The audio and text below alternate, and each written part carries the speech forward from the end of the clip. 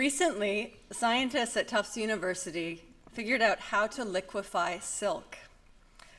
This discovery is extremely important to biomedical research because silk is universally biocompatible. Our immune system accepts it on surfaces as sensitive as the human brain. My name is Jen Bervin, and my project, The Silk Poems, will look something like this nano-imprinted silk sensor.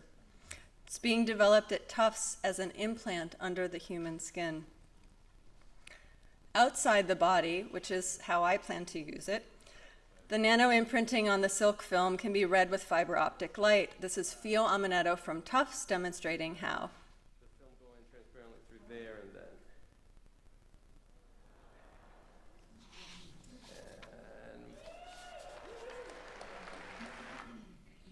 So when I first encountered one of these silk films in Fio's office, I held it in my hand and I projected the Tufts logo and clip art onto the wall.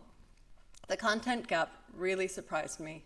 I mean, if you have a health condition serious enough to monitor with a silk sensor under your skin, what's written on that sensor could be vital to the imagination, meaningful, even transformative. In the silk poems, I want to think about what's written there and why. Many people think poems are frivolous, but I think they have jobs to do. They offer up a space to make sense of not just language, but being. I'll try to give you a sense of how I'm approaching this project. To begin, writing hidden on the body has some extraordinary and powerful precedents, like these West African talismanic writings. The word text comes from the word textile. As a poet and visual artist, I often work at the intersection of the two. When I started researching this piece, I began looking for these kinds of overlaps, seeking instances of inscribed silk in textile archives, like this Egyptian taraz with its embroidered blessing for the wearer. This material, silk, spans 5,000 years and interconnects many different cultures all over the world. So I wanted the scope of the research to be international too. I wanted languages to snowball and accumulate with the research as I traveled and read. I've been to about 30 international research sites now and have not exhausted the subject.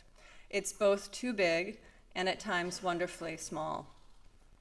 I try to balance the scholarly and experiential approaches. For example, in the span of a day in China, I encountered this remarkably soft creature, this silkworm.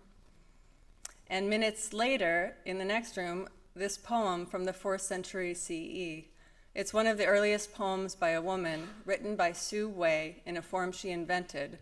It's reversible and can be read in any direction, yielding something like 7,000 possible readings. In short, it's one of the most complex poems ever written, and she wrote it in silk in 5 colors.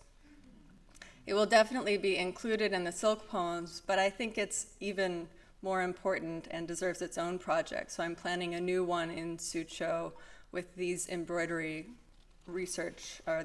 experts. It's a double-sided technique, so it mirrors the reversibility of her poem. But back to the silk poems research. It changed registers constantly.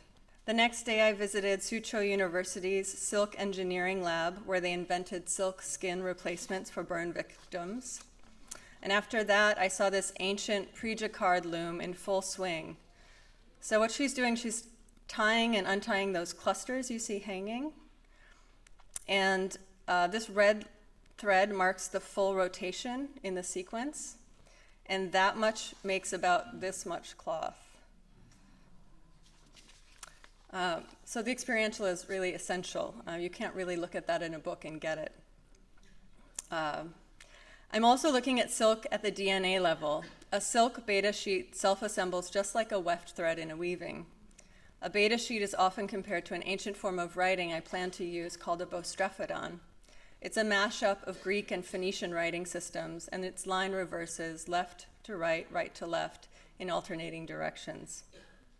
It was a complete joy to find that the silkworm, in making its cocoon, uses a very similar technique. At this point, I'm almost done with the research, and I'm about to get deep into the writing and editing. The Silk Poems premieres at Mass MoCA next May, accompanied by video to intimate some of these stories involved.